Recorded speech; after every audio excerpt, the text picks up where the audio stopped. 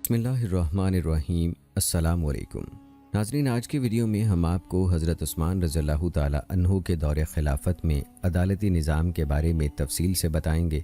हज़रत उस्मान रज़ियल्लाहु ताला अन्हु के दौर ख़िलाफ़त में कत्ल की सज़ा और दीगर जराइम की सज़ा क्या थी और कैसे दी जाती थी, जिनमें शराब नोशी और चोरी और दीगर जराइम की सज़ा के बारे में भी आपको तफसील से बताएंगे।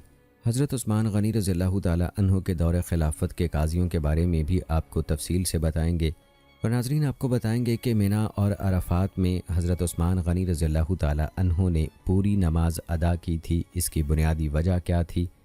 इसके अलावा जुमा के दिन दूसरी अज़ान का सिलसिला भी हज़रत उस्मान रज़ियल्लाहु ताला अन्हु के दौर ख़िलाफ़त में शुरू हुआ, इसके बारे में मुकम्मल तफसील से आपको आगाह करेंगे। और नाज़रीन, हमारे मुआशरे के बहुत ही अहम मसाइल, जिनमें इद्दत के बारे में हज़रत उस्मान रज़ियल्लाहु ताला अन्हु का क्या फ़रमान है, इसके अलावा तलाक़ के बारे में अहम मसाइल, शादी के बारे में बहुत सारे अहम मसाइल, और इसके अलावा हमारे मुआशरे में बीवी को तलाक़ देने के बाद दोबारा उससे अगर निकाह करना हो तो हलाले जैसी एक ऐसी लानत के बारे में जो बात मशहूर है, उसके बारे में हज़रत उस्मान गनी रज़ियल्लाहु ताला अन्हु का क्या फ़रमान है, इस बारे में आपको मुकम्मल आगाह करेंगे। तो हमारी आज की ये वीडियो इंतहाई अहम होने वाली है, इसको आखिर तक लाजमी देखिएगा। तो आइए दोस्तों, अपनी आज की इस वीडियो का आगाज़ करते हैं और सबसे पहले ज़िक्र करते हैं हज़रत उस्मान गनी रज़ियल्लाहु ताला अन्हु के दौर ख़िलाफ़त में अदालती निज़ाम का। दोस्तों, सैयदना उस्मान रज़ियल्लाहु ताला अन्हु का दौर ख़िलाफ़त खुलफ़ाए राशिदीन के अहद की एक कड़ी है। उसकी अहमियत अहद नबवी से करीब होने की वजह से मज़ीद बढ़ जाती है। खुलफ़ाए राशिदीन का दौर ख़िलाफ़त बिलख़ुसूस अदलिया का शोबा अहद नबवी के निज़ाम अदल ही की एक तरक्की याफ्ता सूरत थी, जिसमें रसूल अकरम सल्लल्लाहु अलैहि वसल्लम के मुरतब करदा निज़ाम की मुकम्मल पैरवी की गई, हत्ता कि आपके फ़ैसलों को लफ्ज़न व मानन नाफिज किया गया। अदालती मामलात में खिलाफत राशिदा के दौर की अहमियत का अंदाज़ा दो बुनियादी असूलों से किया जा सकता है। नंबर 1, फ़ैसला देने के मामले में रसूल अकरम सल्लल्लाहु अलैहि वसल्लम से मनकूल हुक्म की हिफाजत और उसके दायरा कार में रहते हुए बाकायदा नसूस के मुताबिक फ़ैसलों का इल्तज़ाम। नंबर 2, वसी व अरीज़ फैली हुई ममलकत इस्लामिया की बुनियादों को मुस्तहकम करने और मुख्तलिफ़ किस्म के पेश आने वाले नित नए मसाइल के हल के लिए अदलिया की नई कमेटियों की तश्कील। सैयदना उमर फ़ारूक रज़ियल्लाहु ताला अन्हु ने अल्लाह ताला की ख़ुसूसी तौफ़ीक और अपनी यगाना रोज़गार सलाहियतों के बलबूते पर ममलकत इस्लामिया के शोबाए अदलिया को बड़ी तरक्की दी और उसे बाज़ाब्ता एक जामे निज़ाम बना दिया। सैयदना उस्मान रज़ियल्लाहु ताला अन्हु ने काज़ियों के तकर्रुर, उनकी तनख्वाहों, उनकी सलाहियतों और ज़िम्मेदारियों के तयन के सिलसिले में फ़ारूकी निज़ाम अदल से मुकम्मल रहनुमाई ली। इसी तरह काजी के इस्तिफ़ादे के लिए मसादर और दलाइल के तयन में भी उन्हीं के मुरतब करदा असूलों को सामने रखा। फिर सैयदना अबू बकर और सैयदना उमर रज़ियल्लाहु ताला अन्हु के अहद ख़िलाफ़त में होने वाले फ़ैसलों से जज हज़रात ने भरपूर इस्तिफ़ादा किया।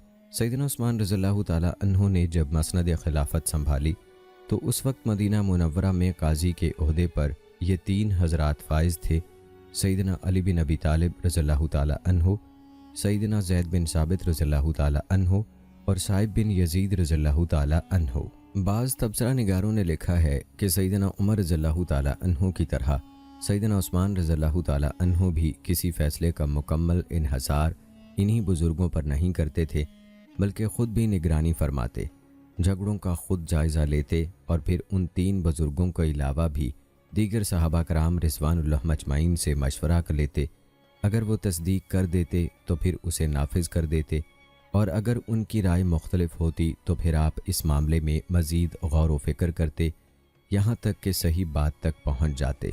यानी आपने इन तीनों हज़रात को काजी के बाकायदा ओहदे से सुबकदोश कर दिया और हर पेश आने वाले मसले में उनसे और दीगर सहाबा रिज़वानुल्लाह अजमाइन से मशवरा लेते रहे।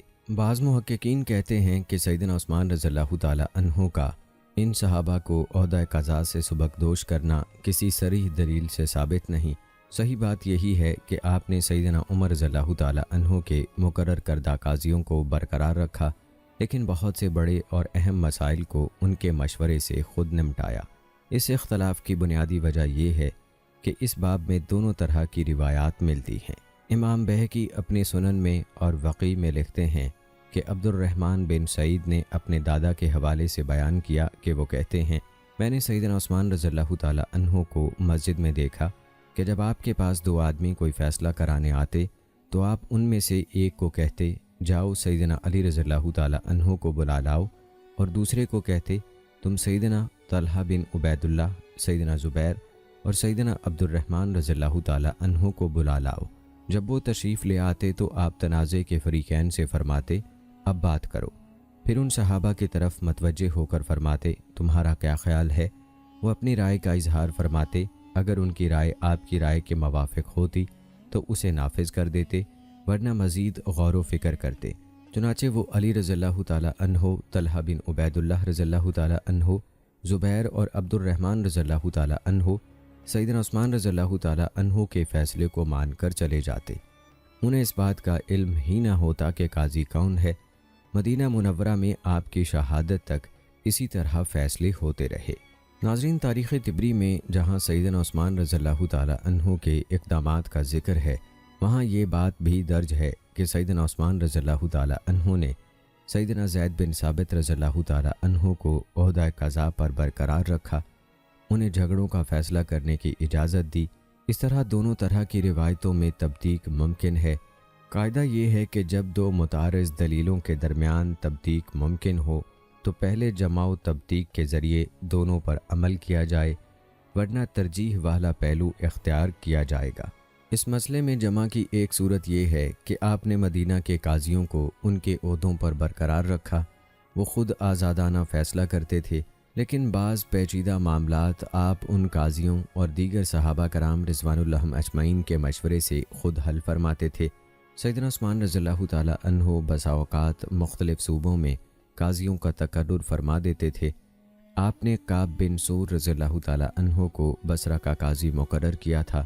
بسا اوقات آپ فیصلہ کرنے کی ذمہ داری گورنر ہی کے سپرد کر دیتے تھے، جیسا کہ آپ نے کعب بن سور رضی اللہ تعالی عنہ کو قاضی کے عہدے سے معزول کرنے کے بعد بصرہ کے گورنر کو لکھا کہ ملکی معاملات سنبھالنے کے ساتھ ساتھ لوگوں کے تنازعات کے فیصلے کرنا بھی آپ کی ذمہ داری ہے۔ اسی طرح سیدنا یعلا بن امیہ بیک وقت سینا کے گورنر اور قاضی تھے۔ تاریخ کے مطالعے سے یہ بات بھی سامنے آتی ہے کہ بعض صوبوں کے گورنر اپنی مرضی سے بھی قاضی منتخب کر لیتے تھے جو ان گورنروں کے سامنے جواب دہ ہوتے تھے۔ اس سے اس بات کا بھی علم ہوتا ہے کہ آپ کی خلافت میں گورنر قاضی زیادہ با اثر ہوتا تھا۔ سیدنا عثمان رضی اللہ تعالی عنہ سے مختلف شہروں کے حکام کی طرف ہدایت نامے اور خطوط لکھنا منقول ہے۔ اسی طرح سرحدوں پر تعینات کمانڈروں اور عوام الناس کے نام خطوط لکھنے کا ذکر بھی ملتا ہے، لیکن قاضیوں کے نام خطوط کا ذکر بہت کم ملتا ہے۔ اس سے اندازہ ہوتا ہے کہ صوبوں کے گورنر ہی قاضی مقرر کرتے تھے یا یہ ذمہ داری وہ خود نبھاتے تھے۔ سیدنا عمر رضی اللہ تعالی عنہ کے خطوط میں مختلف شہروں کے قاضیوں کے نام مراسلات کا ذکر کثرت سے ملتا ہے، جبکہ سیدنا عثمان رضی اللہ تعالی عنہ اور قاضیوں کے درمیان خط و کتابت کا ذکر شاذ و نادر ہے۔ ناظرین، بعض کتب تاریخ میں بتایا گیا ہے کہ آپ نے عدلیہ کے لیے ایک جگہ کا تعین کیا تھا، جیسا کہ ابن عساکر نے بیان کیا ہے کہ سیدنا عباس رضی اللہ تعالی عنہ کے آزاد کردہ غلام ابو صالح کہتے ہیں کہ مجھے سیدنا عباس رضی اللہ تعالی عنہ نے سیدنا عثمان رضی اللہ تعالی عنہ کو بلانے کے لیے بھیجا تو میں ان کے پاس دارالقضا پہنچا۔ اگر یہ بات درست ہے تو پھر سیدنا عثمان رضی اللہ تعالی عنہ ہی وہ پہلے خلیفہ ہیں جنہوں نے سب سے پہلے عدلیہ کے لیے الگ عمارت بنائی۔ آپ سے پہلے دونوں خلفاء مسجد میں بیٹھ کر فیصلے کرتے تھے۔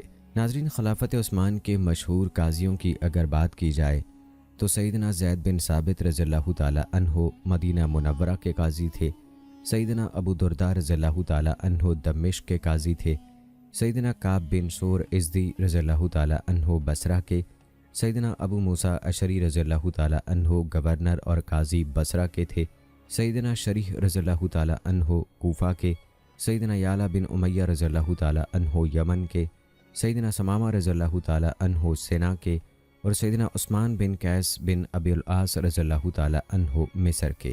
سیدنا عثمان رضی اللہ تعالی عنہ نے सैयदना अब्दुल्ला बिन उमर रज़ियल्लाहु ताला अन्हो से फरमाया, आप लोगों के दरमियान फ़ैसले किया करें। उन्होंने कहा, मैं दो आदमियों के दरमियान फ़ैसला नहीं करूँगा, ना इमामत के फ़राइज़ अंजाम दूँगा, चाहे दो आदमी ही क्यों ना हों।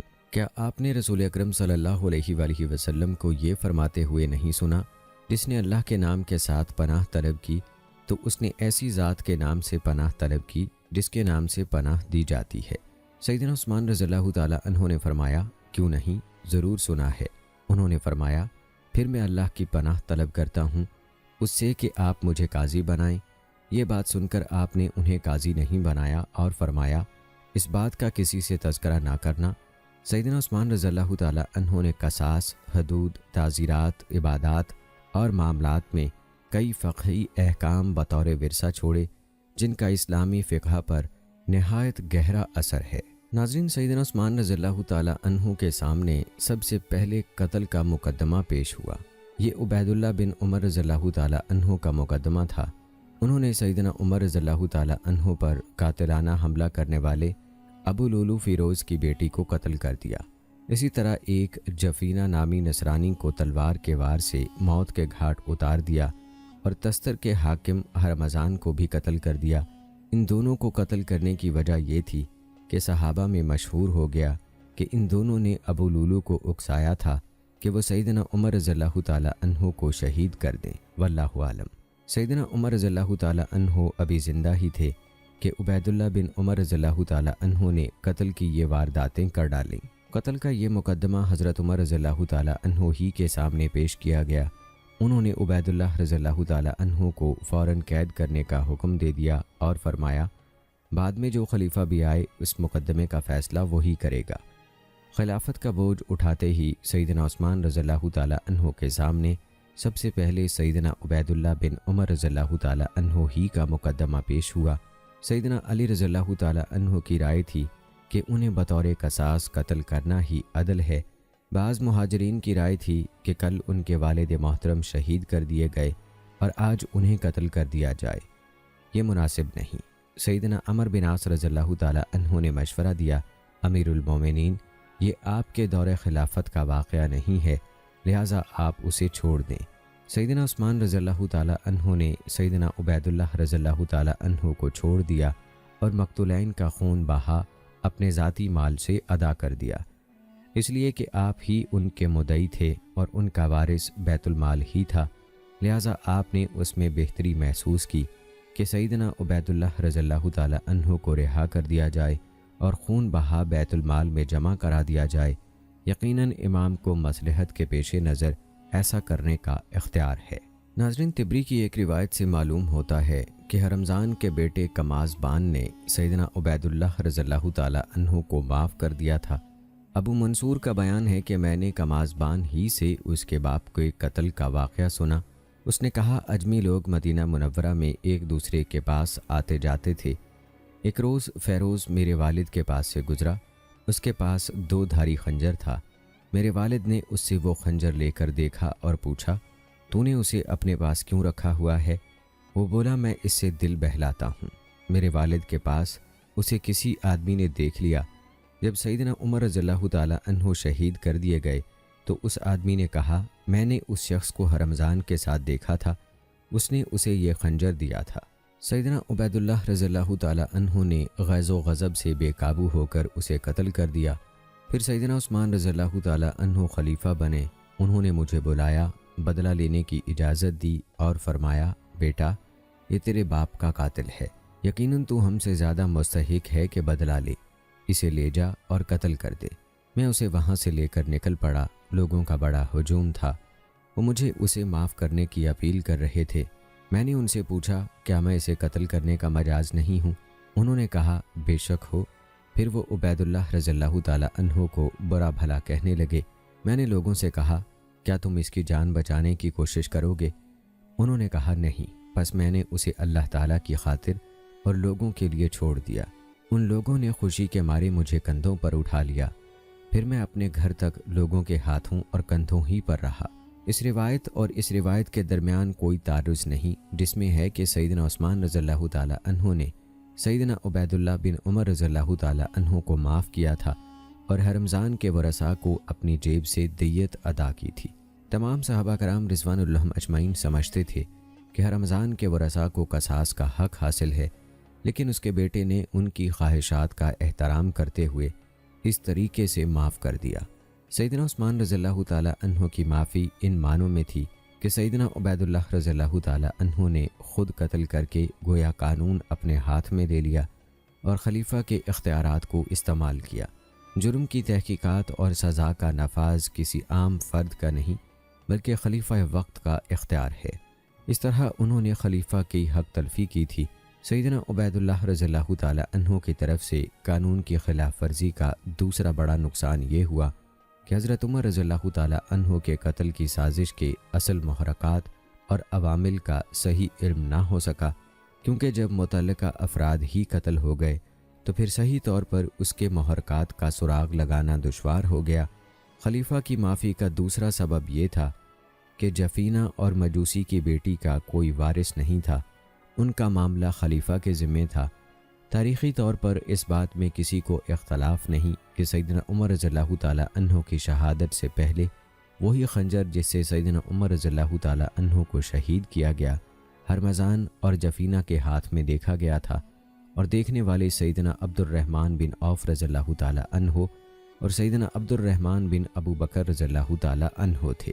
سیدنا عبد الرحمن بن ابو بکر رضی اللہ تعالیٰ عنہ کی روایت سے معلوم ہوتا ہے کہ ابو لولو اور یہ دونوں سرگوشی کر رہے تھے۔ سیدنا عبد الرحمن بن ابو بکر رضی اللہ تعالیٰ عنہ کے اچانک وہاں آ جانے سے ان کے ہاتھ سے خنجر گر گیا تھا۔ سیدنا عمر رضی اللہ تعالیٰ عنہ کی شہادت کے بعد جب خنجر دیکھا گیا تو یہ وہی تھا جس کے متعلق ان دونوں حضرات نے بتایا تھا کہ وہ خنجر اس طرح کا ہے۔ اس بحث سے معلوم ہوا کہ حرمزان اور جفینہ واقعی قتل کے مستحق تھے، اور ابو لولو کی بیٹی اس شبے میں قتل کی گئی کہ وہ بھی اس سازش میں شریک تھی، کیونکہ وہ اپنے باپ کا اسلحہ چھپا کر رکھتی تھی۔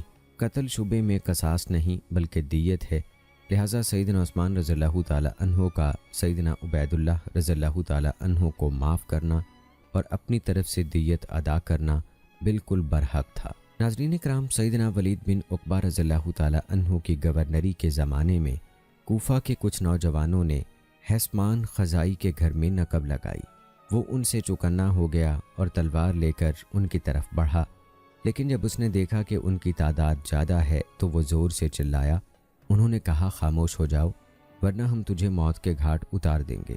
ابو شریح خزائی انہیں دیکھ رہا تھا۔ حسمان نے انہیں للکارا، انہوں نے اسے قتل کر دیا۔ لوگ اکٹھے ہو گئے اور انہیں پکڑ لیا۔ ان میں ظہیر بن جندب ازدی، مرہ بن ابی مرہ اسدی، شبیل بن ابی ازدی اور دیگر چند لوگ شامل تھے۔ ابو شریح اور اس کے بیٹے نے گواہی دی کہ یہ لوگ حسمان کے گھر میں داخل ہوئے ہیں، انہوں نے ڈاکہ ڈالا ہے اور حسمان کو قتل کیا ہے۔ سیدنا ولید بن عقبہ رضی اللہ تعالیٰ عنہ نے اس معاملے کی تفصیل لکھ کر سیدنا عثمان رضی اللہ تعالیٰ عنہ کی خدمت میں بھیج دی اور ان سے ان قاتلوں اور چوروں کے بارے میں فیصلہ طلب کیا۔ آپ نے جواب میں لکھا کہ ان سب کو قتل کر دو۔ چنانچہ سیدنا ولید رضی اللہ تعالیٰ عنہ نے انہیں راہبہ قلعے کے دروازے پر قتل کر دیا۔ عمر بن عاصم تمیمی نے اس بارے میں یہ شعر کہے، اے بدماش اور کمینے لوگو، ابن عفان رضی اللہ تعالیٰ عنہ کے دور حکومت میں حد سے تجاوز نہ کرنا، اپنے پڑوسیوں کا حق ہرگز نہ کھانا، ورنہ تمہارا بھی یہی حشر ہوگا جو ان نقب زانوں کا ہوا ہے۔ ابن عفان رضی اللہ تعالیٰ عنہ وہی ہیں جن کا تم تجربہ کر چکے ہو۔ انہوں نے قرآن کے محکم فیصلوں کے مطابق چوروں کو قتل کیا۔ وہ ہمیشہ کتاب پر عمل پیرا رہے، اس حال میں کہ انہیں ہر خاص و عام پر مکمل غلبہ حاصل تھا۔ ناظرین، سیدنا عثمان رضی اللہ تعالیٰ عنہ کے عہد خلافت میں ایک آدمی نے ایک تاجر کو اس کے مال کی خاطر قتل کر دیا۔ آپ نے اسے بطور قصاص قتل کرایا۔ سیدنا عثمان رضی اللہ تعالیٰ عنہ کے دور خلافت میں ام المومنین سیدہ حفصہ رضی اللہ تعالیٰ عنہ کی ایک لونڈی نے سیدہ حفصہ رضی اللہ تعالیٰ عنہ پر جادو کر دیا۔ اس نے اس اقدام کا اعتراف بھی کیا۔ سیدہ حفصہ رضی اللہ تعالیٰ عنہ نے عبد الرحمن بن زید کو حکم دیا کہ اسے قتل کر دو۔ انہوں نے اسے قتل کر دیا۔ سیدنا عثمان رضی اللہ تعالیٰ عنہ کو اس معاملے کا علم ہوا تو اس پر ناگواری کا اظہار فرمایا۔ سیدنا ابن عمر رضی اللہ تعالیٰ عنہ نے فرمایا، آپ ام المومنین پر ایسی عورت کو قتل کرانے پر جس نے جادو کر کے اعتراف بھی کیا ناگواری کا اظہار کیوں کرتے ہیں؟ سیدنا عثمان رضی اللہ تعالی عنہ خاموش ہو گئے۔ اس سے معلوم ہوا کہ آپ نے جادوگر کی سزا کو قانونی طور پر جائز سمجھا اور سیدہ حفصہ رضی اللہ تعالی عنہا پر صرف اس لیے اعتراض کیا کہ حدود قائم کرنا خلیفہ کا حق ہے۔ ام المومنین کو یہ حق استعمال نہیں کرنا چاہیے تھا، لازم تھا کہ خلیفہ کو مطلع فرماتی، پھر وہ اسے قتل کراتے۔ سیدنا ابن عمر رضی اللہ تعالی عنہ کی اس گفتگو سے یہی مترشح ہوتا ہے کہ ایسے شخص کے قتل میں شرعی طور پر کوئی رکاوٹ نہیں جو جادو کرے، چاہے وہ مرد ہو یا عورت، پھر وہ خود اعتراف بھی کرے یا اس کا جادو کرنا ثابت ہو جائے۔ ناظرین، نابینا شخص کا رہنما اس کے لیے آلے کی حیثیت رکھتا ہے، جس کے حکم سے وہ حرکت کرتا ہے وہ اپنے ہم نشینوں سے غافل ہوتا ہے۔ کبھی وہ چلتا یا حرکت کرتا ہے تو ہلاک ہو جاتا ہے یا اپنے آپ کو نقصان پہنچا لیتا ہے، اس لیے اس سے یہ توقع نہیں کی جا سکتی کہ وہ کسی شخص کو نقصان پہنچائے گا، کیونکہ وہ دیکھ نہیں سکتا۔ لہٰذا نابینا اگر اپنے رہنما یا ساتھ بیٹھنے والے پر بلا ارادہ کوئی زیادتی کر بیٹھے تو اس سے بدلہ نہیں لیا جائے گا۔ سیدنا عثمان رضی اللہ تعالی عنہ نے فرمایا، جو شخص کسی نابینا کے ساتھ بیٹھا اور اس سے اسے کوئی نقصان پہنچ گیا تو وہ رائیگاں جائے گا، اس کا قصاص نہیں ہوگا۔ ناظرین، بسا اوقات کچھ لوگوں کے درمیان جھگڑا ہوتا ہے، وہ ایک دوسرے پر ظلم کرتے ہیں۔ اس صورت میں جس نے جتنا ظلم کیا اس سے اتنا ہی بدلہ لیا جائے گا، کیونکہ اس نے جان بوجھ کر ظلم کیا ہے اور دونوں فریق ایک دوسرے کو نقصان پہنچانے کا ارادہ رکھتے تھے۔ ایسی صورت کے متعلق سیدنا عثمان رضی اللہ تعالی عنہ نے فرمایا، دو باہم لڑنے والوں کے زخموں کا ایک دوسرے سے قصاص ہوگا۔ ناظرین، اگر کوئی شخص جانور پر ظلم کرے تو اسے مالی جرمانہ ہوگا اور جتنا نقصان ہوا ہے اس کی قیمت ادا کرنا ہوگی۔ سیدنا عقبہ بن عامر رضی اللہ تعالی عنہ کا بیان ہے کہ سیدنا عثمان رضی اللہ تعالی عنہ کے دور خلافت میں ایک شخص نے کسی کی نہایت اعلیٰ شکاری کتے کو مار ڈالا، اس کی قیمت 800 درہم پڑی۔ سیدنا عثمان رضی اللہ تعالی عنہ نے اسے قیمت ادا کرنے کا حکم دیا۔ اسی طرح ایک اور آدمی کو بھی کتے کو مارنے کی وجہ سے 20 اونٹ دینے کا حکم دیا گیا۔ ناظرین، اگر کوئی شخص کسی کے مال، جان یا عزت پر حملہ کرتا ہے اور وہ شخص اپنا دفاع کرتے ہوئے حملہ آور کو قتل کر دیتا ہے تو حملہ آور کا خون رائیگاں جائے گا۔ ابن حزم نے المحلہ میں لکھا ہے کہ ایک شخص نے ایک غیر مرد کو اپنی بیوی کے ساتھ زبردستی غلط کاری کرتے دیکھا تو اس نے اس بدکار کو قتل کر دیا۔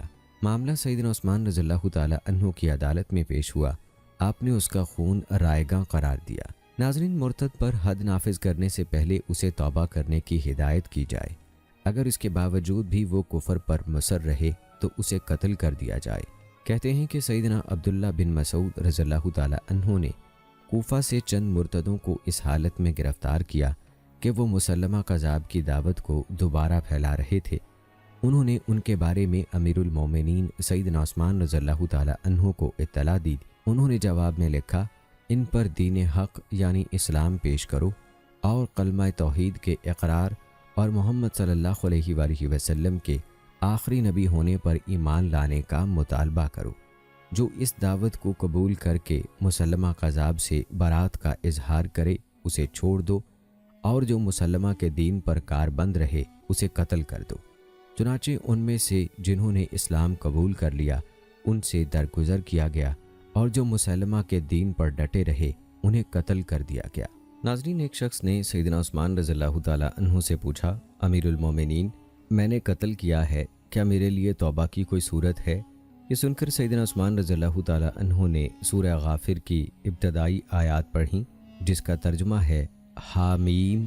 اس کتاب کا نزول اللہ کی طرف سے ہے جو نہایت غالب، خوب جاننے والا ہے، گناہ بخشنے والا اور توبہ قبول کرنے والا ہے، سخت سزا دینے والا، بڑا فضل والا، اس کے سوا کوئی سچا معبود نہیں، اسی کی طرف لوٹ کر جانا ہے۔ پھر فرمایا، عمل کرو اور نا امید نہ ہو۔ قابل ذکر بات یہ ہے کہ حقوق العباد سے متعلقہ گناہوں پر توبہ کے لیے ضروری ہے کہ حقوق العباد ادا کیے جائیں یا معاف کرا لیے جائیں۔ ناظرین، یہ بات معروف ہے کہ رسول اکرم صلی اللہ علیہ وآلہ وسلم شراب پینے والے آزاد مرد और औरत को 40 कोड़े लगवाते थे। कैफियत ये थी कि लोग मिलकर जूते और कपड़े के पल्लुओं से उसकी पिटाई करके उसे जलील करते थे। सैयदना अबू बकर रज़ियल्लाहु ताला अन्हो के दौरे हुकूमत में भी इसी तरह होता रहा। सैयदना उमर रज़ियल्लाहु ताला अन्हो के इब्तदाई आयाम खिलाफत में भी इसी पर अमल रहा। जब उन्होंने देखा कि लोगों ने कसरत से शराब नोशी शुरू कर दी है, वो उस सज़ा को मामूली समझते हैं और शराब पीने से बाज नहीं आते, तो उन्होंने सहाबा कराम रिज़वानुल्लाहुम अजमाइन के मशवरे से इस जुर्म की सज़ा 80 कोड़े मुकर्रर कर दी। सैयदना उस्मान रज़ियल्लाहु ताला अन्हो से 40 और 80 दुर्रों की सज़ा साबित है। कभी उन्होंने 40 कोड़े लगवाए और कभी 80, लेकिन ऐसा महज अपनी ख्वाहिश की पैरवी करते हुए नहीं किया, बल्कि मुजरमों की हालत को मलहूज़ रखते हुए किया। शराब के आदी और बाज ना आने वाले को 80 और जिसने पहली बार गलती से पी ली उसे 40 कोड़े लगवाए। गोया आपने पहले 40 कोड़े बतौर हद लगवाए और बाद वाले 40 कोड़े बतौर ताज़ीर लगवाए। नाज़रीन, हसीन बिन मंजर कहते हैं कि मैं सैयदना उस्मान रज़ियल्लाहु ताला अन्हो के मजलिस में मौजूद था। इस दौरान आपके अख़याफ़ी भाई वलीद बिन उक़बा को दरबार में पेश किया गया। 2 आदमियों ने, जिनमें से एक हमरान था, गवाही दी कि उसने शराब पी है। एक शख्स ने कहा कि मैंने इसे शराब की क़य करते हुए देखा है। सैयदना उस्मान रज़ियल्लाहु ताला अन्हो ने फरमाया, पी होगी तभी तो क़य की है। फिर सैयदना उस्मान रज़ियल्लाहु ताला अन्हो ने फरमाया, अली उठो, इसे कोड़े लगाओ। सैयदना अली रज़ियल्लाहु ताला अन्हो ने अपने साहबजादे सैयदना हसन रज़ियल्लाहु ताला अन्हो को हुक्म दिया कि इसे कोड़े मारो। सैयदना हसन रज़ियल्लाहु ताला अन्हो ने फरमाया, गर्मी भी वही बर्दाश्त करे जो ठंडक से लुत्फ़अंदोज़ हुआ है, यानी जो खिलाफत की लज्जत से मुस्तफ़ीद होता है, मुश्किलात भी वही बर्दाश्त करे। गोया उन्होंने इस पर इजहार नापसंदीदगी किया। उसके बाद सैयदना अली रज़ियल्लाहु ताला अन्हो ने सैयदना अब्दुल्ला बिन जाफ़र रज़ियल्लाहु ताला अन्हो को हुक्म दिया कि कोड़े मारो। उन्होंने कोड़े लगाए और सैयदना अली रज़ियल्लाहु ताला अन्हो शुमार करते रहे। जब 40 हो गए तो फरमाया, रुक जाओ। फिर फरमाया, नबी अकरम सल्लल्लाहु अलैहि वसल्लम ने 40 कोड़े लगवाए। इतने ही सैयदना अबू बकर रज़ियल्लाहु ताला अन्हो ने लगवाए। सैयदना उमर रज़ियल्लाहु ताला अन्हो ने 80 कोड़े मारे। ये सब सुन्नत हैं, मुझे 40 ज़्यादा पसंद हैं। इससे मालूम होता है कि सैयदना उस्मान रज़ियल्लाहु ताला अन्हो से पहले सैयदना अबू बकर व उमर रज़ियल्लाहु ताला अन्हो ने 40 कोड़ों ही की हद नाफिज की थी। इसी तरह ये भी मालूम हुआ कि खलीफा हद नाफिज करने में किसी को अपना नायब मुकर्रर कर सकता है, जैसा कि सैयदना उस्मान रज़ियल्लाहु ताला अन्हो ने सैयदना अली रज़ियल्लाहु ताला अन्हो को सज़ा देने का हुक्म दिया। ये भी मालूम हुआ कि सैयदना उस्मान रज़ियल्लाहु ताला अन्हो नफाज हक में किसी मलामत गर की मलामत से नहीं डरते थे, जैसा कि अपने अख़याफ़ी भाई को कोड़े लगवाने से मालूम होता है। शरई अहकाम का नफाज इस्लाम के सिपाहियों के पसंदीदा आमाल में से है। नाज़रीन, चोर की हद उसी वक्त नाफिज होगी जब चोर आकिल, बालिग, बाइख्तियार और चोरी की हुर्मत से वाकिफ़ हो। सैयदना उस्मान रज़ियल्लाहु ताला अन्हु के पास एक बच्चे को लाया गया। उसने चोरी की थी। आपने फरमाया, इसके ज़ेरे नाफ बाल देखो। देखने पर मालूम हुआ कि वो अभी तक नाबालिग है। आपने उसे छोड़ दिया, हद नाफिज नहीं की। सैयदना वलीद बिन उक़बा रज़ियल्लाहु ताला अन्हु के दौरे गवर्नरी में ज़ाबी बिन हारिस बरजमी ने एक अंसारी से क़रहान नामी कुत्ता हरन के शिकार के लिए आरियतन लिया, फिर उसे वापस करने से इनकार कर दिया। इंसारियों ने मिलकर उससे लड़ाई की, कुत्ता छीन लिया और उसके मालिक के हवाले कर दिया। उसने बदकलामी करते हुए हिजोया इशार कहे और अंसार की पुरजोर मजम्मत की। उन्होंने सैयदना उस्मान रज़ियल्लाहु ताला अन्हु से उसकी हिरो की शिकायत की। आपने उसे सज़ा दी और कैद कर दिया। वो जेल में बीमार हो गया और वहीं मर गया। सैयदना उस्मान रज़ियल्लाहु ताला अन्हु तारीज़न यानी इशारे के नाए से तोहमत लगाने वालों पर भी हद नाफिज करते थे। एक आदमी ने दूसरे से कहा, ए गंदगी सूंघने वाले के बेटे, ये कहने का मकसद ये था कि तेरी माँ बदकार है। उस शख्स ने सैयदना उस्मान रज़ियल्लाहु ताला अन्हु से शिकायत की। आपने गाली देने वाले को बुलाया। वो कहने लगा, मेरी मुराद ये न थी। सैयदना उस्मान रज़ियल्लाहु ताला अन्हु ने उसकी खुद साख्ता तौजीहात पर ध्यान नहीं दिया, बल्कि हुक्म दिया कि उसे हद क़ज़फ़ लगाओ। नाज़रीन, जब किसी शादीशुदा आज़ाद मर्द या औरत पर बदकारी का इर्तकाब साबित हो जाए तो उसकी सज़ा रजम है। सैयदना उस्मान रज़ियल्लाहु ताला अन्हु के अहद खिलाफत में एक शादीशुदा खातून ने बदकारी का इर्तकाब किया। آپ نے اسے رجم کرنے کا حکم دیا، لیکن رجم کرنے میں خود شریک نہیں ہوئے۔ جلاوطنی کی سزا کے بارے میں اگر ناظرین بات کریں تو سیدنا عثمان رضی اللہ تعالی عنہ کو علم ہوا کہ ابن حبکہ نہدی مداری یعنی نظر باندھنے اور آنکھوں پر جادو کرنے کا کام کرتا ہے۔ آپ نے سیدنا ولید بن عقبہ رضی اللہ تعالی عنہ کو خط لکھا کہ وہ اس کی مکمل تحقیق کریں، اگر وہ اقبال جرم کر لے تو اسے سزا دیں۔ ولید رضی اللہ تعالی عنہ نے اسے بلا کر پوچھا تو اس نے کہا یہ تو بس ایک کھیل تماشا ہے۔ ولید رضی اللہ تعالی عنہ نے اسے سزا دی اور لوگوں کو اس کے نظر باندھنے والے ڈرامے سے آگاہ کیا اور انہیں سیدنا عثمان رضی اللہ تعالی عنہ کا خط پڑھ کر سنایا۔ خط میں لکھا تھا، تمہیں بھلائی نصیب ہوئی ہے، سنجیدگی سے اس میں محنت کرو، مداریوں کے پیچھے نہ لگو۔ لوگ حیرت زدہ تھے کہ سیدنا عثمان رضی اللہ تعالی عنہ کو اس کی کیسے خبر ہوئی۔ لوگوں نے ابن حبکہ کو آڑے ہاتھوں لیا، وہ غصہ کرتے ہوئے وہاں سے چل دیا۔ ولید رضی اللہ تعالی عنہ نے سیدنا عثمان رضی اللہ تعالی عنہ کو اس کی خبر دے دی۔ پھر جب انہوں نے شام کی طرف قافلہ روانہ کیا تو اس میں کعب بن زین الحبکہ اور مالک بن عبداللہ جو کہ اس کا ہم خیال تھا، ان کو بھی موجودہ دماوند بھیج دیا۔ وہاں اس نے اشعار میں ولید بن عقبہ رضی اللہ تعالی عنہ کی ہجو کی۔ ناظرین، عبد الرحمن بن یزید کہتے ہیں کہ جب سیدنا عباس بن عبد المطلب رضی اللہ تعالی عنہ کا جنازہ گاہ میں لایا گیا تو لوگوں کی اس قدر کثرت تھی کہ جگہ تنگ پڑ گئی۔ بعد ناخواستہ جنازہ بقیع میں رکھنا پڑا۔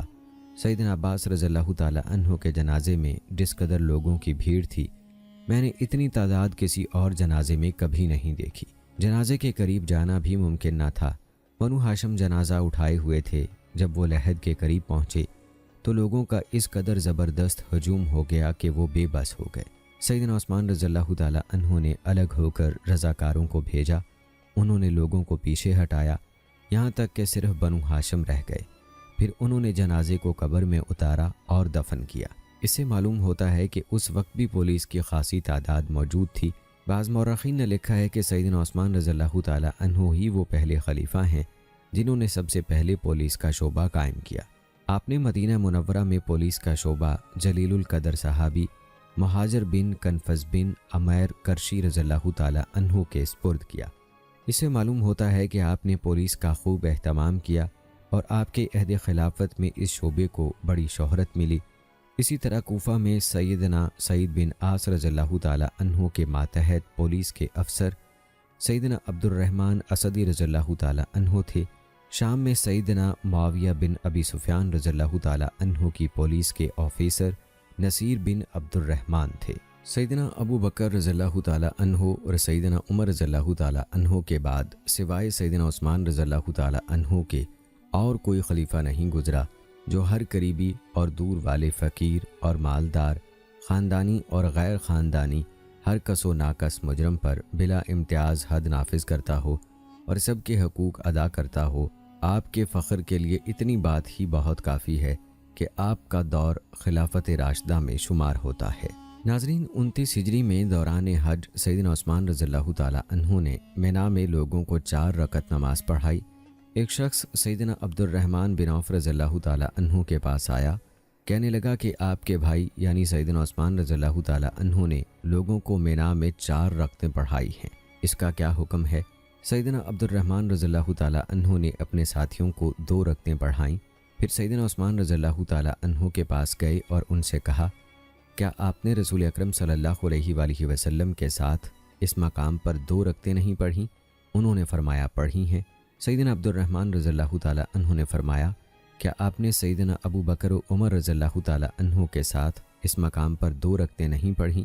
انہوں نے فرمایا پڑھی ہیں۔ سیدنا عبد الرحمن رضی اللہ تعالی عنہ نے پوچھا، آپ خلافت کے شروع میں 2 رکعتیں نہیں پڑھتے رہے؟ فرمایا ضرور پڑھتا رہا ہوں، لیکن ابو محمد سنو، مجھے معلوم ہوا ہے کہ یمن کے کچھ باشندے اور کچھ ناسمجھ دیہی لوگ گزشتہ سال ہماری نماز پر تبصرہ کر رہے تھے کہ مقیم کی نماز 2 رکعتیں ہیں، دیکھو تمہارے خلیفہ عثمان رضی اللہ تعالی عنہ 2 رکعتیں ہی ادا کرتے ہیں۔ میں نے مکہ میں گھر بنا لیا ہے اور لوگوں کے فتنے میں پڑنے کے خوف سے 4 رکعت نماز شروع کر دی ہے۔ دوسری بات یہ ہے کہ میں نے یہاں مکہ میں شادی کر لی ہے اور طائف میں میری جائیداد بھی ہے۔ خلافت کے ابتدائی دنوں کے برعکس مجھے اس کی دیکھ بھال کے لیے جانا پڑتا ہے اور میں وہاں قیام بھی کرتا ہوں۔ سیدنا عبد الرحمن بن عوف رضی اللہ تعالیٰ عنہ نے فرمایا، یہ ایسا عذر نہیں جس کی بنا پر نماز مکمل پڑھی جائے۔ جہاں تک آپ کی اس بات کا تعلق ہے کہ میں نے یہاں شادی کر لی ہے، تو آپ کی بیوی تو مدینہ میں ہوتی ہے، آپ جب چاہیں اسے لے کر جائیں اور جب چاہیں اسے لے کر آئیں، وہ تو آپ کے ساتھ ہی رہتی ہے۔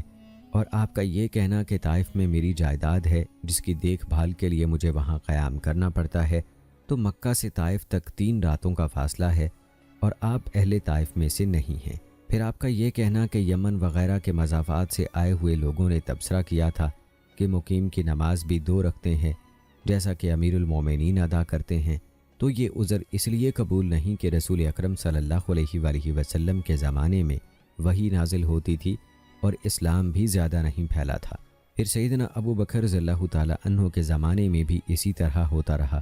سیدنا عمر رضی اللہ تعالیٰ عنہ خلیفہ بنے تو اسلام مضبوط ہو گیا، اور سیدنا عمر رضی اللہ تعالیٰ عنہ نے بھی آخری دم تک 2 رکعتیں ہی پڑھائیں۔ سیدنا عثمان رضی اللہ تعالیٰ عنہ نے فرمایا، یہ میرا اجتہاد ہے۔ سیدنا عبد الرحمن رضی اللہ تعالیٰ عنہ وہاں سے نکلے تو ان کی ملاقات سیدنا ابن مسعود رضی اللہ تعالیٰ عنہ سے ہوئی۔ ابن مسعود رضی اللہ تعالیٰ عنہ نے فرمایا، ابو محمد، انہوں نے اپنے علم کے مطابق اجتہاد کیا اور 4 رکعتیں پڑھانے لگے۔ سیدنا عبد الرحمن رضی اللہ تعالیٰ عنہ نے فرمایا، نہیں، انہوں نے یہ ٹھیک نہیں کیا۔ ابن مسعود رضی اللہ تعالیٰ عنہ نے فرمایا، میں کیا کروں؟ سیدنا عبد الرحمن رضی اللہ تعالیٰ عنہ نے فرمایا، آپ اپنے علم کے مطابق عمل کریں۔ سیدنا ابن مسعود رضی اللہ تعالیٰ عنہ نے اس کے جواب میں فرمایا، اختلاف بری بات ہے۔ جب مجھے معلوم ہوا کہ انہوں نے 4 رکعتیں پڑھائی ہیں تو میں نے بھی اپنے ساتھیوں کو 4 رکعتیں پڑھائی ہیں۔ سیدنا عبد الرحمن رضی اللہ تعالیٰ عنہ نے فرمایا، میں نے تو اپنے ساتھیوں کو 2 رکعتیں ہی پڑھائی ہیں، لیکن اب میں بھی آپ کی طرح عمل کروں گا، یعنی 4 رکعتیں ہی پڑھاؤں گا۔ ناظرین، سیدنا عثمان رضی اللہ تعالیٰ عنہ کی مینا اور عرفات میں پوری نماز ادا کرنے کی بنیادی وجہ یہ تھی کہ کمزور ایمان والے مسلمان کسی فتنے میں مبتلا نہ ہو جائیں۔ انہوں نے سیدنا عبد الرحمن رضی اللہ تعالیٰ عنہ کے سوال کا معقول جواب دیا۔ جب سیدنا عثمان رضی اللہ تعالیٰ عنہ نے انہیں اپنے نقطہ نظر سے آگاہ کیا تو سیدنا عبد الرحمن رضی اللہ تعالیٰ عنہ نے ان کے اجتہاد کو قبول کرتے ہوئے اپنے ساتھیوں کو پوری نماز پڑھائی۔ اسی طرح سیدنا عبداللہ بن مسعود اور دیگر جمہور صحابہ کرام رضوان اللہ اجمعین نے آپ کی مخالفت نہیں بلکہ اتباع کی، کیونکہ آپ خلیفہ راشد تھے جن کی مطابعت اس وقت تک ضروری تھی جب تک وہ شریعت مطہرہ کی حدود میں رہیں۔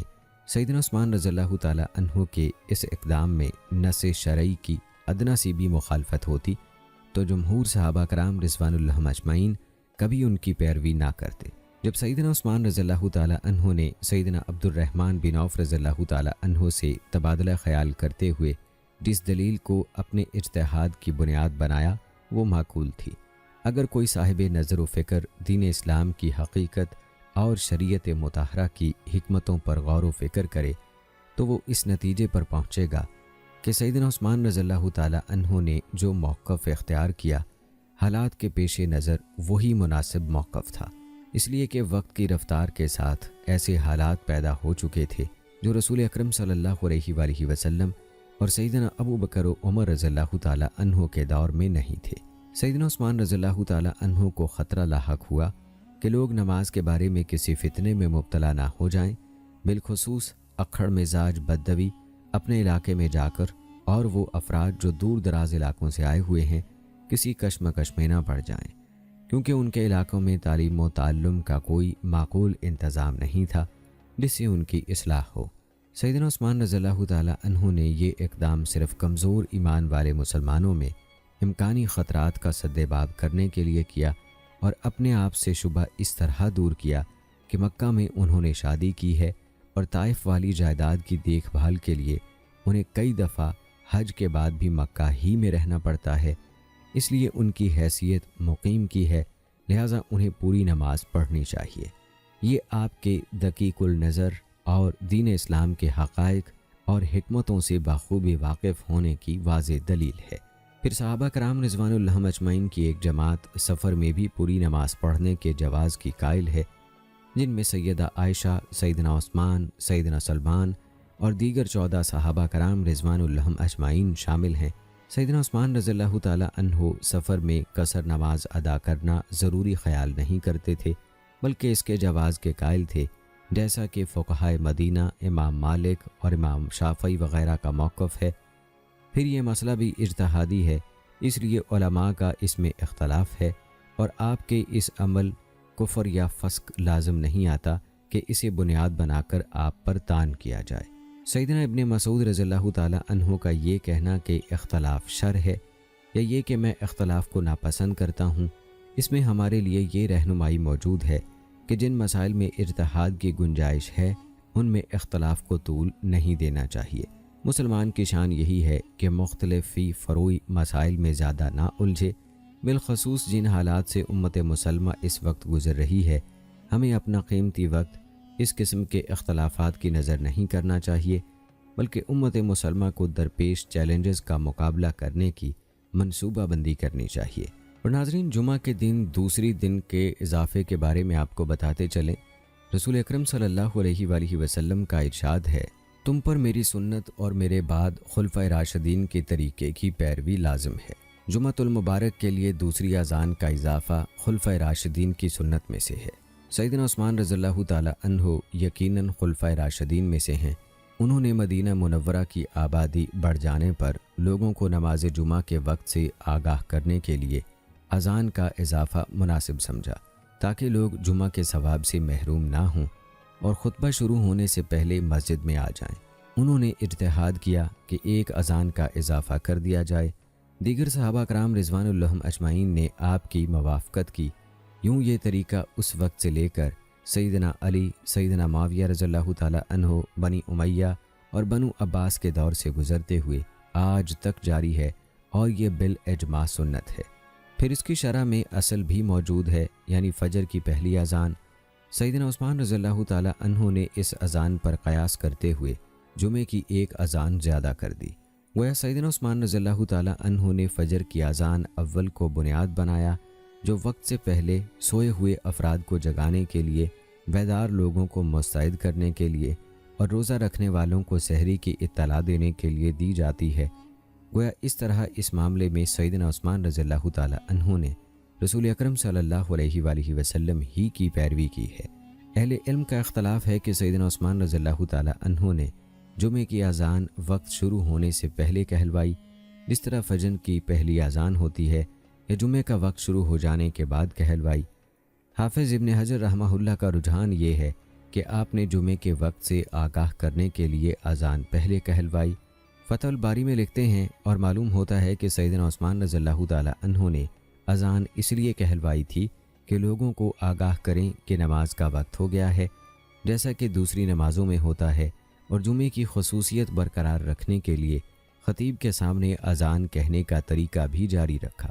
اس میں معنوی طور پر اصل سے انضباط ہے، اس لیے یہ ناجائز نہیں ہے، اور لوگوں نے جو مختلف شہروں میں جمعے کے اعلانات اور نعتوں وغیرہ کا سلسلہ شروع کیا ہے، اس خود ساختہ طریقے سے سلف کی اتباع زیادہ بہتر ہے۔ جو لوگ کہتے ہیں کہ آپ نے یہ اذان وقت شروع ہونے سے پہلے کہلوائی تھی، ان کا قول یہ ہے کہ اس اذان کا مقصد فجر کی پہلی اذان کی طرح یہ تھا کہ لوگوں کو آگاہ کیا جائے کہ جمعے کا وقت ہونے والا ہے، لہٰذا تیاری کر کے جلدی سے مسجد میں آ جاؤ۔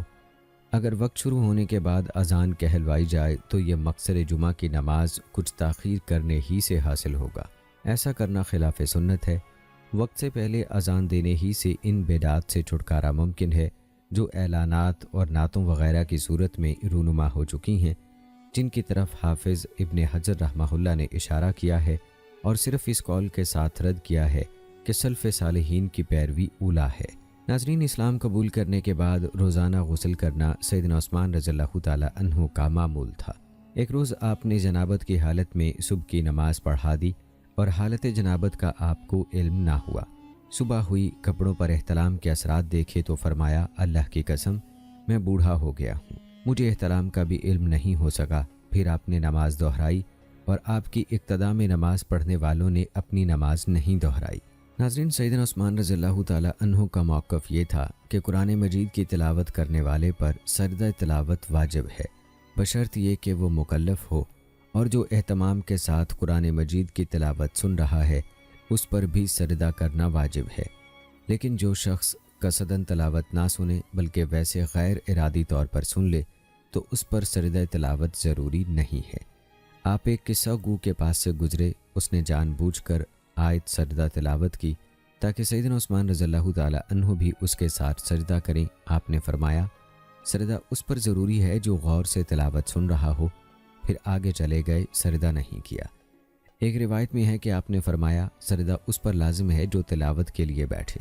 سیدنا عثمان رضی اللہ تعالی عنہ سے مروی ہے کہ حائضہ اگر قرآن کی تلاوت غور سے سنے تو سجدے کی آیت پر صرف اشارے سے سجدہ کرے، نہ تو بالکل چھوڑے، نہ نماز کے سجدے کی طرح سجدہ کرے۔ لیس بن سعد کہتے ہیں ہر شہر اور بستی میں جہاں نماز باجماعت ادا ہوتی تھی نماز جمعہ ادا کرنے کا حکم دیا گیا۔ سیدنا عمر اور سیدنا عثمان رضی اللہ تعالی عنہ کے حکم سے شہروں اور مضافات والے نماز جمعہ ادا کرتے تھے اور ان میں کئی صحابہ کرام رضوان اللہ اجمعین بھی شامل ہوتے تھے۔ ناظرین، حضرت قتادہ رضی اللہ تعالی عنہ سے روایت ہے کہ نبی اکرم صلی اللہ علیہ وآلہ وسلم سیدنا ابو بکر صدیق، سیدنا عمر اور سیدنا عثمان رضی اللہ تعالی عنہم خطبہ جمعہ کھڑے ہو کر دیتے تھے۔ آخری عمر میں سیدنا عثمان رضی اللہ تعالی عنہ کے لیے کھڑا ہونا دشوار ہو گیا، وہ کھڑے ہو کر خطبہ دیتے تھے اور پھر بیٹھ جاتے تھے۔ جب سیدنا معاویہ رضی اللہ تعالی عنہ کا دور آیا تو انہوں نے پہلا خطبہ بیٹھ کر اور دوسرا کھڑے ہو کر دیا۔ سیدنا انس رضی اللہ تعالی عنہ نے فرمایا سب سے پہلے جس نے قنوت رکوع سے قبل مستقل شروع کی وہ سیدنا عثمان رضی اللہ تعالی عنہ تھے۔ ان کا مقصد یہ تھا کہ لوگ رکعت کو پالیں۔ ناظرین، محمد بن سیرین رحمہ اللہ فرماتے ہیں لوگوں کی رائے یہ تھی کہ سیدنا عثمان رضی اللہ تعالی عنہ سب لوگوں سے زیادہ حج کے احکام کا علم رکھتے ہیں اور ان کے بعد سیدنا ابن عمر رضی اللہ تعالی عنہ ہیں۔ عبداللہ بن عامر رحمہ اللہ نے جب خراسان فتح کیا تو کہا یہ اللہ تعالیٰ کی خاص نصرت سے فتح ہوا، لہٰذا مجھے اس فتح پر اللہ تعالیٰ کا شکر ادا کرنا چاہیے۔ میں یہ شکر اس طرح ادا کروں گا کہ خراسان ہی سے احرام باندھ کر مکہ جاؤں گا۔ چنانچہ اس نے اپنی نظر پوری کرنے کے لیے نشاپور ہی سے احرام باندھ لیا۔ احنف بن قیس کو خراسان میں اپنا نائب مقرر کیا اور عمرہ کر کے سیدنا عثمان رضی اللہ تعالی عنہ کی خدمت میں حاضر ہوا۔ یہ اس سال کی بات ہے جس میں سیدنا عثمان رضی اللہ تعالی عنہ شہید ہوئے تھے۔ آپ نے فرمایا تم نے نشاپور سے احرام باندھ کر اپنے عمرے کا ثواب برباد کر دیا۔ ناظرین، یہ بات معروف ہے کہ عدت گزارنے والی خاتون گھر سے باہر رات نہ گزارے۔ اگر کسی سفر پر جانا چاہتی ہے تو عدت گزار کر جائے، کیونکہ سفر کی وجہ سے اسے رات باہر گزارنی پڑے گی۔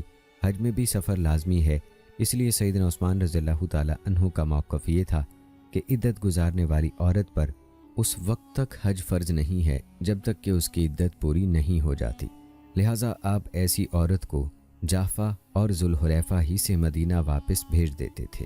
ناظرین، سیدنا عثمان رضی اللہ تعالی عنہ نے حج تمتع اور حج قران سے منع کر دیا تاکہ لوگ افضل یعنی حج افراد پر عمل کریں، اس لیے نہیں کہ آپ حج تمتع کو ناجائز سمجھتے تھے۔ یہ بات تو سیدنا عثمان رضی اللہ تعالی عنہ اور دیگر صحابہ سمیت سب جانتے تھے کہ حج افراد، قران اور تمتع میں سے کوئی بھی صورت اختیار کرنا جائز ہے، لیکن آپ کے نزدیک حج افراد افضل تھا، اس لیے اس کی ترغیب دیتے تھے۔ مروان بن حکم سے مروی ہے کہ میں نے سیدنا علی اور سیدنا عثمان رضی اللہ تعالی عنہ کے ساتھ حج کیا۔ سیدنا عثمان رضی اللہ تعالی عنہ حج تمتع اور حج قران سے منع کرتے تھے۔ سیدنا علی رضی اللہ تعالی عنہ نے جب یہ صورتحال دیکھی تو حج اور عمرہ دونوں کے لیے تلبیہ کہا، حج قران کیا اور فرمایا میں کسی کی بات کے پیش نظر سنت نبوی کو نہیں چھوڑ سکتا۔ سیدنا عثمان رضی اللہ تعالی عنہ نے سیدنا علی رضی اللہ تعالی عنہ کے اس عمل پر اعتراض نہیں کیا۔ حضرت علی رضی اللہ تعالی عنہ کو خطرہ تھا کہ لوگ سیدنا عثمان رضی اللہ تعالی عنہ کی ممانعت کو اس کی حرمت اور عدم جواز پر محمول نہ کر لیں۔ انہوں نے یہ ظاہر کرنے کے لیے کہ حج قران بھی سنت اور جائز ہے، حج اور عمرہ دونوں کا تلبیہ پکارا۔ دونوں حضرات مجتہد تھے، دونوں ہی عند اللہ ماجور ہوں گے انشاءاللہ۔ ناظرین، اس سلسلہ گفتگو سے یہ فوائد سامنے آتے ہیں۔ علماء اور حکام کا عوام کی تعلیم اور خیرخواہی کے لیے مناظرہ اور مباحثہ کرنا جائز ہے۔ اس سے یہ سبق ملتا ہے کہ علماء اور ذمہ دار سکہ حضرات کو وسعت نظری کا مظاہرہ کرنا چاہیے، بالخصوص ان مسائل میں جن میں اجتہاد کی گنجائش ہے۔ اس سے یہ پتہ چلتا ہے کہ کوئی مجتہد دوسرے مجتہد کو اپنی پیروی کرنے پر مجبور نہیں کر سکتا، جیسا کہ سیدنا عثمان رضی اللہ تعالی عنہ نے حضرت علی رضی اللہ تعالی عنہ کے عمل پر سکوت فرمایا۔ اس سے یہ بھی معلوم ہوا کہ کوئی عمل کرنے یا بات کہنے سے پہلے انسان کو اس کا علم ہونا ضروری ہے۔ ناظرین، محرم کے لیے جائز نہیں کہ وہ کسی جانور یا پرندے کا شکار کر کے اس کا گوشت کھائے حج کے دوران۔ اسی طرح وہ شکار کھانا بھی محرم کے لیے جائز نہیں جو کسی غیر محرم نے اس کے لیے کیا ہو۔ عبد الرحمن بن حاتب کہتے ہیں کہ انہوں نے ایک قافلے میں سیدنا عثمان رضی اللہ تعالی عنہ کے ساتھ عمرہ کیا۔ روحا کے مقام پر پہنچے تو سیدنا عثمان رضی اللہ تعالی عنہ کو یا عقیب نامی پرندے کا گوشت پیش کیا گیا۔ آپ نے فرمایا تم کھاؤ، خود آپ نے کھانا پسند نہیں فرمایا۔ سیدنا عمر بن عاص رضی اللہ تعالی عنہ نے عرض کی کیا ہم وہ گوشت کھائیں جو آپ نہیں کھا رہے ہیں؟ آپ نے فرمایا میں اس معاملے میں تمہاری طرح نہیں ہوں، کیونکہ یہ میرے لیے شکار کیا گیا ہے اور میری ہی وجہ سے اسے ذبح کیا گیا ہے۔ اسی طرح ایک اور موقع پر بھی آپ نے احرام کی حالت میں شکار کا گوشت کھانے سے انکار کر دیا، جیسا کہ عبداللہ بن عامر بن ربیعہ سے مروی ہے کہ میں نے سیدنا عثمان رضی اللہ تعالی عنہ کو گرمی کے ایک روز ارج کے مقام پر دیکھا۔ آپ محرم تھے، آپ نے ارغوانی رنگ کی ایک چادر سے اپنا چہرہ ڈھانپ رکھا تھا۔ آپ کے پاس شکار کا گوشت لایا گیا، آپ نے اپنے ساتھیوں سے فرمایا تم کھاؤ، انہوں نے کہا آپ نہیں کھائیں گے؟ فرمایا میرا معاملہ تم سے مختلف ہے، کیونکہ یہ میری خاطر شکار کیا گیا ہے، اس لیے یہ میرے لیے جائز نہیں ہے۔ باہم قرابت دار خواتین سے بیک وقت نکاح کی کراہت۔ خلال کا بیان ہے کہ اسحاق بن عبداللہ بن ابو طلحہ اپنے باپ کے واسطے سے بیان کرتے ہیں سیدنا ابو بکر، سیدنا عمر اور سیدنا عثمان رضی اللہ تعالی عنہ کینہ و عداوت کے خدشے کے پیش نظر باہم رشتہ دار خواتین سے بیک وقت نکاح کرنا پسند نہیں کرتے تھے۔ اور ناظرین، ویڈیو کے آخر میں آپ کو چند اہم فیصلوں کے بارے میں بتاتے چلیں۔ رضاعت کے بارے میں ابن شہاب ظاہری رحمہ اللہ فرماتے ہیں کہ سیدنا عثمان رضی اللہ تعالی عنہ نے شادی شدہ جوڑوں کے درمیان اس وقت علیحدگی کرا دی جب ایک سیاہ فام عورت نے کہا کہ انہیں میں نے دودھ پلایا ہے۔ ربی بنت معوذ کہتی ہیں کہ میرے اور میرے چچا زاد جو میرے شوہر بھی تھے کے درمیان تنازعہ پیدا ہو گیا۔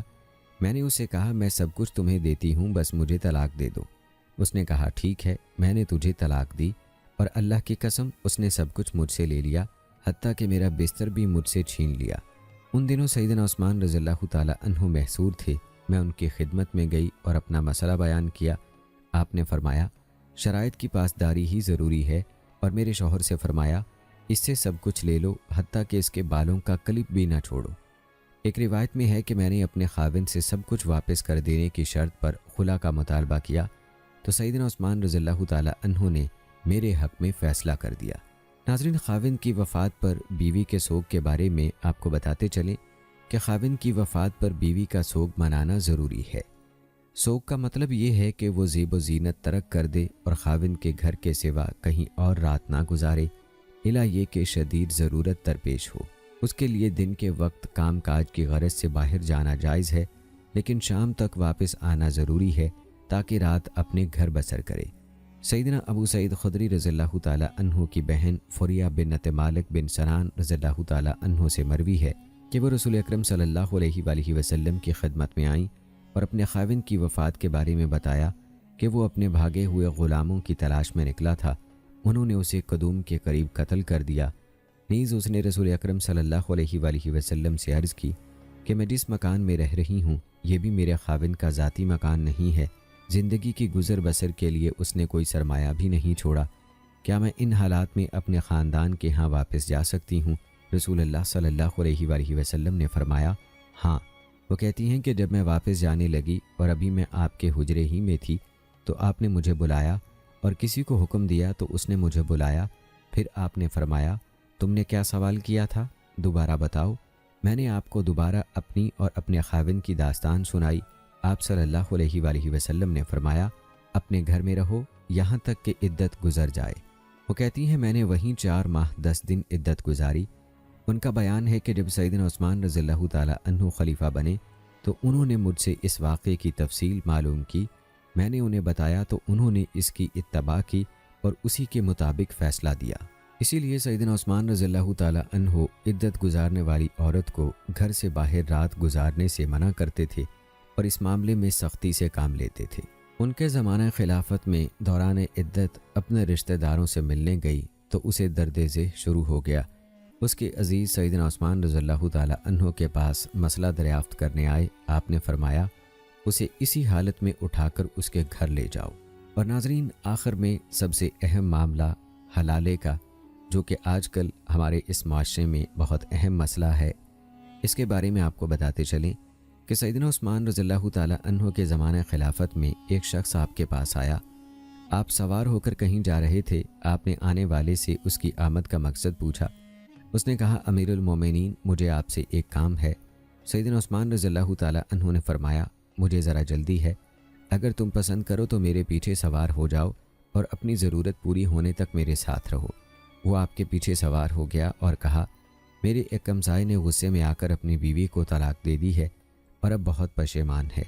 मैं चाहता हूँ कि माल और जान के ज़रिए से उसकी मदद करूँ, उसकी बीवी से निकाह करूँ, फिर खलवत इख्तियार करके उसे तलाक दे दूँ ताकि उसका पहला शौहर दोबारा उससे निकाह कर सके।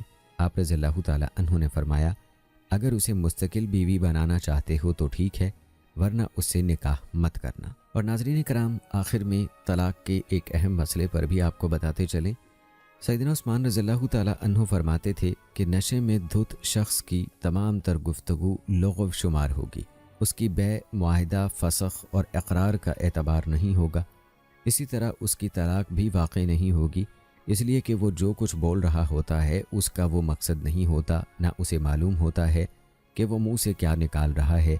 जो काम गैर इरादी तौर पर किया जाए उसे लाजिम ठहराना ठीक नहीं। सैयदना उस्मान रज़ी अल्लाह ताला अन्हु फरमाते हैं कि मजनून और मदहोश की तलाक का कोई एतबार नहीं। तो नाज़रीन कराम, ये थी हमारी आज की बहुत ही अहम और मालूमाती वीडियो। उम्मीद करते हैं कि आपको पसंद आई होगी। आज की इस वीडियो के मुतल्लिक अपनी राय का इजहार कमेंट बॉक्स में लाजमी कीजिएगा। मुझे अगली वीडियो तक इजाज़त दें। फ़ी अमानिल्लाह।